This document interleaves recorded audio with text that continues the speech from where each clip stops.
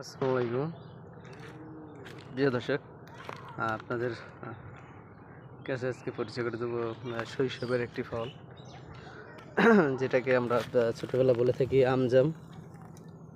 দেখেন এই যে ফলটা, এটাকে আমরা ছোটোবেলায় আমজাম বলে খেতাম। তো আজকে এই নদীর পাড়ে কাজের ফাঁকে রেস্টেতে বসছিলাম, তো তখন চোখে পড়লো ফলটা। এগুলো পিঁপড়া খাইতেছে, পাখিতে খায়।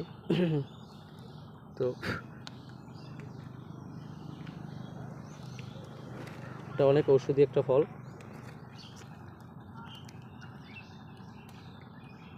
এটা আপনাদের কোন জেলায় কী নামে পরিচিত সবাই জানাবেন কমেন্ট করে প্লিজ।